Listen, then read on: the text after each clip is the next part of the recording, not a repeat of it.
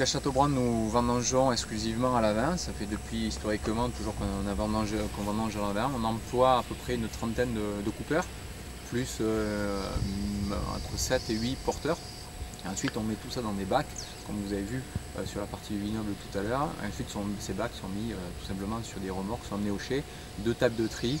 Sur les tables de tri, encore 6 ou 7 personnes pour pouvoir trier encore mieux le raisin. Pour ce qu'il rentre dans la cuve, c'est vraiment ce qu'on appelle des graines de caviar, et que ça qui rentre dans les cuves.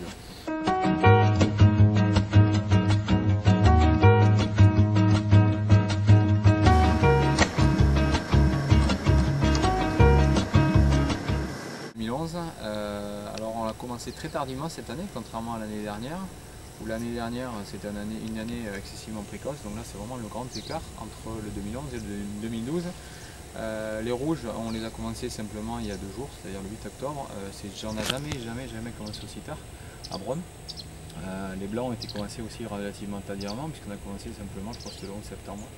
On les a finis le 25 septembre, avec plutôt des belles qualités sur les blancs, des très beaux sauvignons, avec des peaux qui étaient assez goûteuses et beaucoup d'expressions florales sur les sauvignons. Les rendements, ma foi, très corrects, puisqu'on a fait 40 hecto-hectares. L'année dernière, c'était faible, on était à 30 sur les blancs. Très capricieux, ce que je vous disais, sur la maturité des raisins. On a eu un printemps qui était humide, on a eu une floraison qui s'est mal passée, on a eu beaucoup d'eau sur la fleur, donc pas mal de coulures, et donc une sortie relativement petite.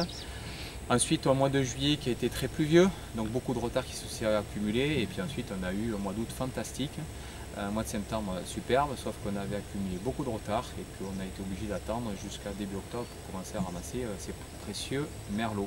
Voilà, donc là on est en pleine récolte des merlots, on en a encore pendant quelques jours.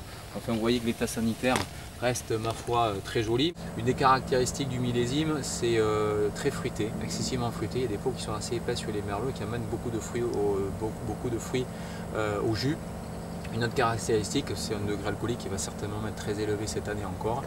Les premières estimations font apparaître des teneurs en sucre qui devraient donner des niveaux d'alcool à 13,5 voire 13,7 sur les merlots. Les cabernets ne sont pas ramassés, donc c'est trop tôt pour se prononcer.